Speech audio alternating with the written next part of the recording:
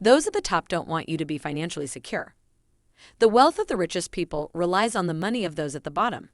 After all, someone has to purchase the product that the producers peddle. To accomplish their goals of being ultra-wealthy, the rich have created a set of beliefs that have filtered down to us common folks. And these beliefs lead to us having relationships with money that ultimately destroy our upward mobility while feeding our hard-earned wages up the socioeconomic ladder so the fat cats can get fatter. The system is rigged. Wealth means power. It always has. And the powerful want to stay powerful. That means they create propaganda to make you think a particular way so that you keep giving them your hard-earned money. The good news is that you can beat the system.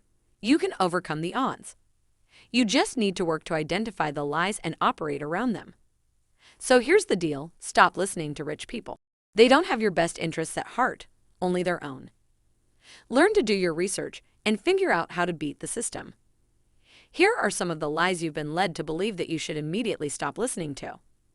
Lie 1. The retirement age is 65. Truth?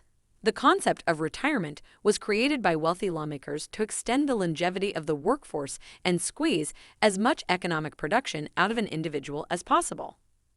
How to fix the belief? Get on the early retirement train. Become financially literate and create a plan so you're not working your entire life. Let's say you make $50,000 per year and you work for 20 years. You have made $1 million. Most people would say that it would be very difficult to retire early on a $50,000 annual salary. However, many of those same people would find it easier to retire if they were given $1 million right now. The truth is that when you do the math, early retirement is not that difficult. And contrary to what the FIRE movement would have you believe, you don't have to live like a pauper to do it. If you move to a suburban area away from large metropolitan locations, the cost of living is significantly lower.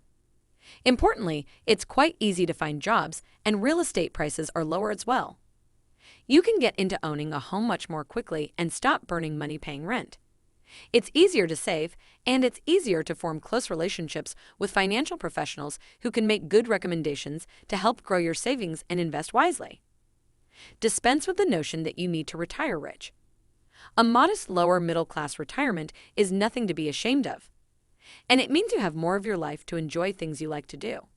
Importantly, this goes hand in hand with knowing your financial limitations.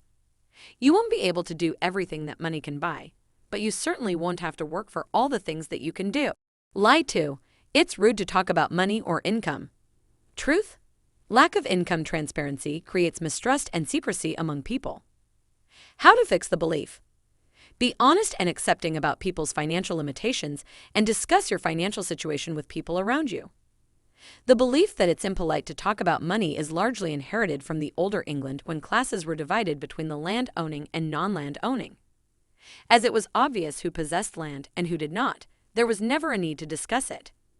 Importantly, because social interactions among landowners will build upon pretenses regarding one's social status, asking for transparency in such matters was considered gauche. But we're not in Old England anymore, so let's dispense with this nonsense. One survey found that over 70% of people reported keeping some sort of secret about money, and 44% of people thought it was acceptable to keep secrets about money from your spouse.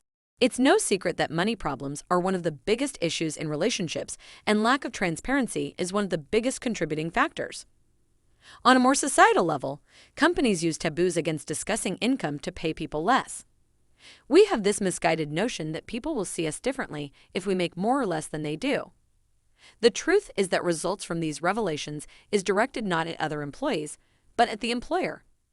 It forces employers to implement objective compensation metrics and motivates employees to actually achieve their goals. The response is rarely, if ever, judgment or distrust of one's colleagues. We need to accept people as they come, and that includes their financial limitations. If your friend can't accompany you on your luxury vacation, it doesn't mean they can't be your friend. If you can't afford to go out to eat when your friends want to, then just be honest about it. Ultimately, you don't want to have relationships with people who judge you for your income or your financial ability. You want relationships that run deeper than that. Lie 3. You need to focus on making passive income. Truth? To many millennials, passive income sounds like a dream. They hear about some guy who took a 3-week vacation while still continuing to earn money, and then say, "I can't do that." What they don't see, however, is the amount of time and work it took to get there. Most people, especially the young ones who are just entering the workforce, don't need to focus on passive income. Instead, they should be putting more effort into improving their active incomes by focusing on their careers. They can do this by sharpening their work skills, solving more problems for their bosses, and basically out-hustling their coworkers.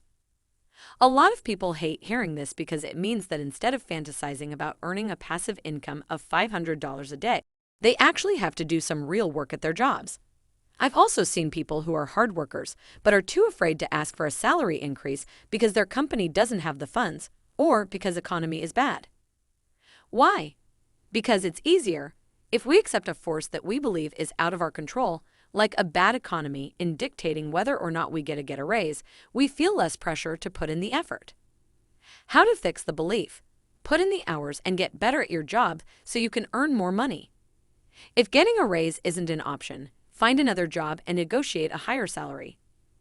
Lie 4. You need a college degree to make good money. Truth? Intellectual elitism is perpetuated by wealthy people to keep the flow of generational wealth going.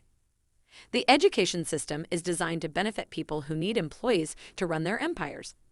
It's not designed to benefit you. How to fix the belief? Encourage people to go into skilled trades and encourage responsible employment and education practices instead of forcing everyone to go to college. Did you know there's a shortage of elevator repair technicians in the US and Canada? Did you also know that the median elevator technician salary is over $79,000? In some locations, they make over 6 figures, and you don't need a college degree. This is one example of understanding what the job market has to offer and using that to determine your vocation. You should prioritize your financial security and independence over misguided notions about the prestige of education or purpose in your work. Become an electrician or plumber, or even a carpenter or stonemason. These skills also open up opportunities for owning your own independent business down the line, and the education to learn the skills is paid, so you're making money instead of going into debt. If you have children, certainly do not expect them to go to college. If they want to do something like go into medicine or law, sure, college is the way to go. Otherwise, a degree certainly doesn't equal an education. And if the goal is to make money, a college degree can often hurt your prospects more than help them. Lie 5. Money can't buy happiness/money isn't important. Truth. Poverty doesn't buy anything, and thinking money isn't important causes you to spend it on nonsense. How to fix the belief? Understand Maslow's hierarchy. The bottom tier is entirely provided for by money, and without it, you can't actualize to higher stages. In order to get you to spend money on things you can't afford, the rich will constantly tell you that the important things are tiers 3 and above. You should spend money to show the people you love that you appreciate them. You should spend money on self-improvement work. You should spend money on a college degree in line with your purpose. This is all hogwash.